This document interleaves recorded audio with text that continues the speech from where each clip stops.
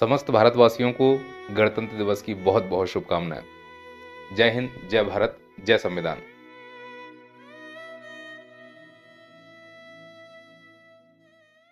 वहीं एक पक्ष ये कह रहा है कि यूजीसी की नई गाइडलाइन भेदभाव के खिलाफ है, किसी जाति के खिलाफ नहीं। और अगर आप भेदभाव नहीं करते हैं तो यूजीसी की नई गाइडलाइन का विरोध क्यों कर रहे हैं? और यदि आप सड़कों पर उतरकर यूजीसी की नई गाइडलाइन का विरोध कर रहे हैं तो इसका मतलब है आपकी मंशा है कि आप भेदभाव करना चाहते हैं।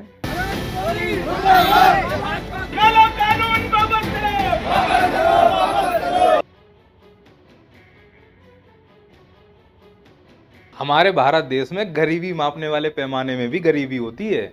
और जब हम भेदभाव की बात करने के लिए आते हैं तो उसको भी पूरे भेदभाव के साथ करते हैं। जैसे अभी हाल ही में University Grants Commission Promotion of Equity in Higher Education Institutions Regulations 2026 की जो ये नई गाइडलाइन जारी की गई है, इसको लेकर समझ सकते हैं कि संविधान कहता है कि जन्म स्थान के आधार पर किसी के साथ भेदभाव नहीं होगा, लेकिन आंकड़े कहते हैं कि भारत में जन्म स्थान के आधार पर भेदभाव हो रहा है।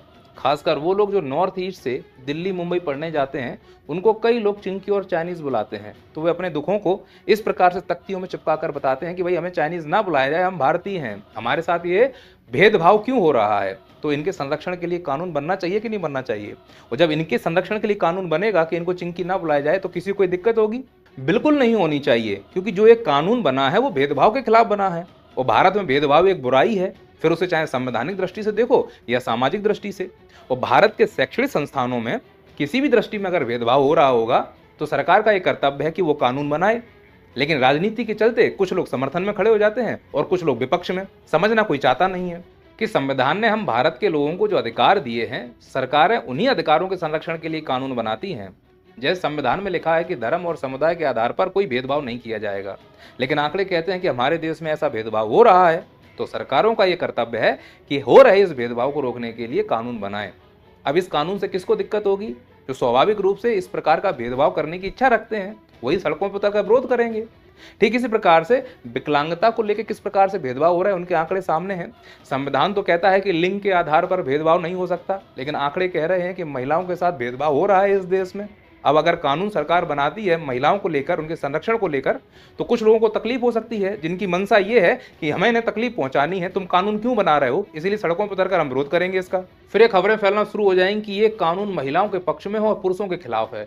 भाई पुरुषों के खिलाफ नहीं है, ध्यान से देखो, यह कानून भेदभाव के खिलाफ बनाया गया है। लेकिन वो पुरुष जो महिलाओं के साथ भेदभाव करने की इच्छा रख रहे हैं, वो तो यही प्रचार करेंगे ना कि ये कानून पुरुषों के खिलाफ है।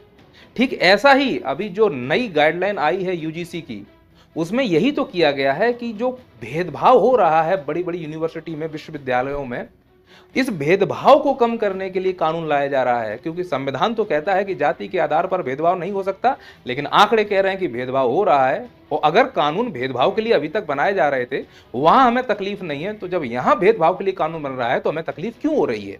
और क्यों सड़कों पे उतर रहे हो? और क्यों ये समझने को तैयार नहीं हो कि यूजीसी की ये जो नई गाइडलाइन है, ये किसी जाति के खिलाफ नहीं बल्कि भेदभाव के खिलाफ है। और जो लोग सड़कों पे उतरकर इसका विरोध कर रहे हैं, मतलब वो ये कहना चाहते हैं कि हमें आज़ादी दो, हम भेदभाव करना चाहते हैं, इस प्रकार का कानून हमें नहीं चाहिए। और जो इस कानून का पूरी तरह से समर्थन कर रहे हैं, उनसे भी ये कहना चाह रहा हूं कि कानून में जो प्रावधान किए गए हैं, हर एक कानून की अपनी कमियां होती हैं, इस कानून की भी कुछ कमियां हैं। तो सबसे पहली कमी इस नई गाइडलाइन की है कि जुर्माने के प्रावधान को ही समाप्त कर दिया गया। पहले झूठा केस करने पर जुर्माने का प्रावधान था, अब नहीं रहा। दूसरी कमी है कि जब कानून का उल्लंघन होने पर जो पनिशमेंट मिलना है, उस पनिशमेंट का स्पष्ट विवरण नहीं है। पनिशमेंट तय करेगा हेड। अब हेड का मूड अच्छा है तो तुम बच गए, हेड का मूड खराब है तो तुम मर गए। हेड का मूड अच्छा है तो तुमको डांट के भगा देगा, चलो जाओ, और मूड खराब है तो रिजल्ट रोक लेगा, कॉलेज से निकाल देगा। और तीसरी कमी इस नई गाइडलाइन के दायरे को लेकर है कि केवल छात्रों तक सीमित नहीं है, शिक्षकों को भी प्रभावित करेगी। एक तरफ देखा जाए तो बहुत शानदार कदम है, लेकिन अगर इसके नेगेटिव पॉइंट की जब हम बात करते हैं तो सोच कर देखो, अगर कोई टीचर पॉलिटिकल साइंस का, इतिहास का है, अब पॉलिटिकल साइंस और इतिहास में तो धर्म, जाति, लिंग इत्यादि की बात होती है, कटाक्ष के साथ अगर पढ़ाना चाहे तो टीचर संकोच कर जाएगा पढ़ाने के लिए, तो वो उतनी गुणवत्ता शायद ना दे पाए जितनी वो दे सकता था। और चौथी कमी के रूप में इस नई गाइडलाइन की निरंकुशता को देखा जा सकता है कि यूजीसी या सरकार जब भी चाहे किसी कॉलेज या यूनिवर्सिटी का फंड इस आधार पर रोक सकता है कि भाई इस नई गाइडलाइन का तुमने अक्षर सा पालन नहीं किया। और पांचवी कमी यह है कि यदि कोई एससी वाला दूसरे एससी वाले के साथ भेदभाव करता है तो कानून में क्या प्रावधान किया गया है। मतलब एससी वाले के साथ भेदभाव कर सकता है, ओबीसी वाला अगर एससी वाले के साथ करे तो भी कानून में कोई प्रावधान नहीं है। कुल मिलाकर अगर देखा जाए सवर्णों को इससे बाहर रखा गया, ये अपने आप में कमी है। अगर छात्रों के हित के लिए, पढ़ाई हित के लिए भेदभाव को खत्म करने के लिए किया गया था तो फिर इसको सभी के ऊपर लागू करना था। देखिए, भेदभाव में समता लाने का मतलब है तुम समाज में बुराइयों में समता ला रहे हो। यह अपने आप में एक असंवैधानिक प्रोसेस हो गया। और अब जो लोग भी इस नई गाइडलाइन की इन कमियों को किंचित रूप से सवर्ण विरोधी मानकर सड़कों पर आंदोलन कर रहे हैं, मेरा उन्हें सुझाव है कि आप एक बार इस नई गाइडलाइन के प्रावधानों को पढ़ लें, खासकर उसके उद्देश्य को, तो शायद आपका ये भ्रम दूर हो जाए। यहाँ पर ये लिखा हुआ है कि धर्म, नस्ल, जाति, लिंग, जन्मस्थान या दिव्यांग के आधार पर। अब आप समझिए, जब यहाँ बात हो रही है धर्म की, तो धर्म में वो सामान्य भी हो सकता है, एसटी भी हो सकता है, ओबीसी भी होता है, नहीं होता है। तो ये कैसे कह सकते हो कि ये सीधे सवर्ण विरोधी है? फिर वो कहता है कि नस्ल के आधार पर भी संरक्षण देता है। तो नस्ल केवल क्या एससी, एसटी, ओबीसी वालों की होती है, सवर्ण की नहीं होती है? तो कैसे कह सकते हो कि यह सवर्ण विरोधी है? ठीक इसी प्रकार लिंग के आधार पर यदि किसी शैक्षणिक संस्थान में तुम्हारे साथ भेदभाव होता है तो ये कानून तुमको संरक्षण देता है। फिर ये थोड़ा ना देखेगा कि तुम एसटी की महिला हो या सवर्ण की महिला हो। तो कैसे कह सकते हैं कि यह कानून सवर्ण विरोधी है? अगर जन्म स्थान के आधार पर किसी शैक्षणिक संस्थान में भेदभाव हो रहा है तो वो ये नहीं देखेगा कि तुम एसटी के हो कि सवर्ण के हो, तुमको संरक्षित किया जाएगा। तो कैसे कह सकते हैं सवर्ण विरोधी है? विकलांग को संरक्षण मिलेगा तो विकलांग केवल एसटी, एससी, ओबीसी में ही होते हैं क्या? और इतना ही नहीं, आर्थिक रूप से कमजोर वर्गों को भी इस कानून में संरक्षण का प्रावधान किया गया है। लेकिन पोर्ट्रे कैसे किया जा रहा है? आंदोलन करके कि हाँ ये सवर्ण विरोधी कानून है, और आधार वो कमियां जो मैंने आपको बताई थी। निश्चित तौर पर उन कमियों का दुरुपयोग होगा, पर सुधार कर देंगे तो शांति आ जाएगी। वो आजकल के नेता चाहते नहीं इस देश में शांति हो, क्योंकि विकास के मुद्दों की बात करना नहीं है। धर्म पे राजनीति करा लो, जाति पे राजनीति करा लो। जब तक इस प्रकार का हुड़दंग नहीं होगा, आपस में लड़ेंगे, मरेंगे नहीं, कटेंगे नहीं, तब तक उनकी राजनीतिक रोटियां कैसे की जाएंगी? इसीलिए सब हो रहा है और हम समझ नहीं पा रहे हैं। लेकिन आंदोलन करने के लिए सड़कों पर उतर आए। और सड़कों पर उतरने का आधार ये था कि भाई यहाँ पर जाति लिखा हुआ है, बाकी नहीं पड़ा, जाति पर फोकस कर लिया कि भाई यह जो नई गाइडलाइन है सवर्ण विरोधी है। ये बात सही है कि जाति में केवल एसटी, एससी, ओबीसी वालों को कवर किया जा रहा है, लेकिन बाकी लोग भी तो कवर हो रहे हैं। और अगर एसटी, एससी, ओबीसी को कवर किया जा रहा है, तकलीफ किसको है? अगर उनको भेदभाव संरक्षण मिल रहा है तो तकलीफ किसको है? शायद उन लोगों को जो चाहते हैं कि उन्हें संरक्षण ना मिले। और ऐसे कौन से लोग जो चाहते हैं कि इस प्रकार का संरक्षण ना मिले और विवाद उत्पन्न हो? वो जो राजनीति करना चाहते हैं। क्योंकि जो राजनीति करना चाहते हैं वो तुम्हें ये बताएंगे ही नहीं कि इस नई गाइडलाइन में जो समिति बननी है, जो निर्णय लेगा कि भाई अत्याचार हुआ है कि नहीं हुआ, तुम दोषी हो कि नहीं, उसमें 10 लोग होंगे। 10 में से एसटी, एससी, ओबीसी के 3 सदस्य, बचे 7। उसमें महिला और विकलांग। महिला और विकलांग तो किसी भी जाति से हो सकता है। वो बचे 5, वो भी किसी जाति से हो सकते हैं। कहीं प्रावधान नहीं कि केवल वो एसटी, एससी, ओबीसी के ही होंगे। तो भाई जब समिति में 10 लोग होंगे तो उसमें सभी जाति का प्रतिनिधित्व होगा, तो निर्णय भी सही होगा। और इस नई गाइडलाइन की एक विशेषता ये भी है कि इसका दायरा बहुत बड़ा है। छात्र ही नहीं, शिक्षक भी इसके दायरे की चपेट में आएंगे। तो यदि शिक्षक भेदभाव करते हैं जांच में या इत्यादि किसी काम में, तो वो भी इस कानून की चपेट में आ सकते हैं। तो कैसे कह सकते हैं कि पूरी तरह सवर्ण विरोधी है? हाँ, इस बात के लिए विरोध किया सकता है कि कुछ कमियां हैं तो मध्यम मार्ग निकाला जा सकता है। लेकिन चुनाव और वोट बैंक के चक्कर में समाधान निकालना नहीं चाहते। अगर निकालना होता तो 2016 में ही निकाल चुके होते, जब रोहित वेमुला इसी प्रकार से प्रताड़ित होकर आत्महत्या कर लेता है। 2019 में पायल तड़वी आत्महत्या कर लेती हैं। अगर समाधान निकालना होता तभी निकाल देते। 2016 से 2026 आ गया, 10 साल हो गए। अब समाधान निकालने का प्रयास क्यों किया जा रहा है? ये कानून क्यों लाए जा रहे हैं? उत्तर प्रदेश का चुनाव है, और उत्तर प्रदेश का चुनाव जाति के आधार पर ही जीता जा सकता है। एसटी, एससी, ओबीसी को खुश करके ही जीता जा सकता है। और तुम ध्यान से देखो, बीजेपी एक नई पैतरेबाजी कर रही है कि वो जानबूझकर ऐसे काम कर रही है जिससे सवर्ण समाज नाराज हो जाए। आज 15 साल हो गए इनके शासन को। मणिकर्णिका घाट अभी क्यों तोड़ा जा रहा है? सवर्ण नाराज करने के लिए, वो भी उत्तर प्रदेश में तोड़ा जा रहा है। शंकराचार्य को नहाने से क्यों रोका गया? सवर्णों को नाराज करने के लिए। हनुमान जी की पतंग बनाकर क्यों उड़ाया गया? सवर्णों को नाराज करने के लिए। और सवर्ण अगर नाराज होगा तो खुश कौन होगा? ST, SC, OBC.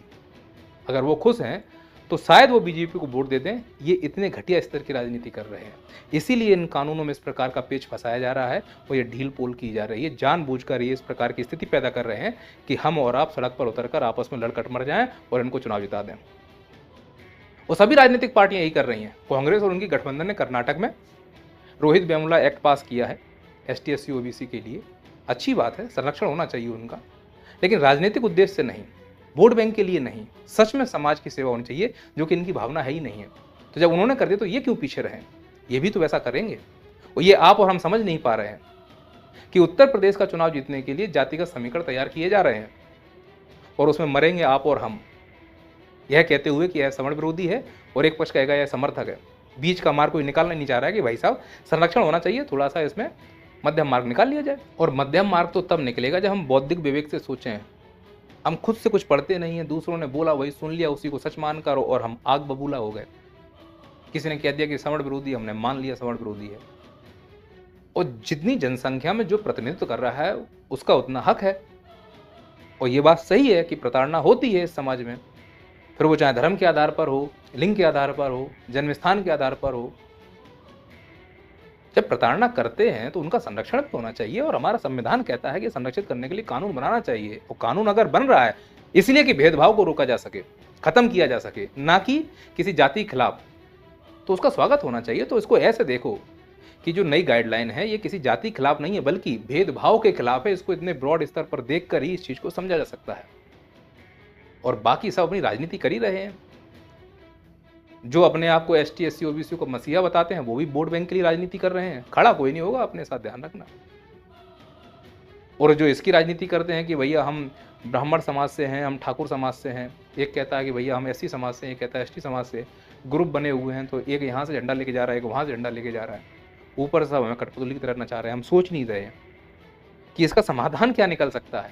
बस सड़कों पर उतर के लड़ना है, हल्ला करना है, नारे लगाना है, मुद्दे की बात भटक जाए इसलिए सब ड्रामा किया जाता है। कोई नहीं कह रहा है कि भैया तुम मन से खड़े होकर धर्म जाति की बात क्यों करते हो, स्कूल साइंस विज्ञान इनकी बात क्यों नहीं कर रहे हो। करना नहीं चाह रहे हैं वो, कि उन्हें मालूम है कि बहुत सस्ती राजनीति है, भड़का तो भड़क जाएंगे। एक बार पढ़ के तो देखो, पूरा एनालिसिस करके देखो कि भाई इसमें नुकसान कहां है। और 30 दिन का समय भी तो मिलेगा। और समिति में ऐसा तो है नहीं है कि केवल एक ही जाति के लोग हैं, सभी लोग शामिल होंगे। और फिर कॉलेज स्कूलों की बात है, ये बात सही है कि रंजिश भी होती है और कई सारी फिल्में तो वैसे ही बनती है ना आजकल।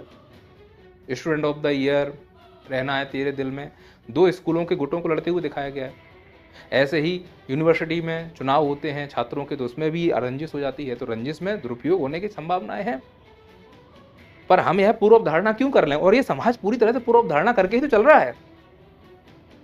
एसटी एससी ओबीसी ये पूर्व धारणा किए हुए हैं कि स्वर्ण समाज हमें प्रताड़ित करेगा, और स्वर्ण समाज यह पूर्व धारणा किए हुए कि एसटी एससी ओबीसी हमारे ऊपर एक्ट लगा देंगे झूठा। और हकीकत इनमें से कहीं और ही है। हम पहले से सोच के अपने आप को आग बबूला कर रहे हैं, स्थिति हो या ना हो पता नहीं, हमें भविष्य में जीने कितनी याद होगी, ऐसा हो जाएगा। अरे हो जाए, सामने दिखाओ ना कहां हो रहा है। और जब होगा तो इतने तो पढ़े लिखे हैं कि हम बिल्कुल ही अनपढ़ हो चुके हैं। लेकिन नहीं, सामने वाले ने भड़का दिया, हम भड़क दिए। मेरे हिसाब से इसका मध्यम मार्ग हो सकता और होना भी चाहिए। बाकी आप सलाह दें। मिलते हैं अगले वीडियो में। जय हिंद, जय भारत।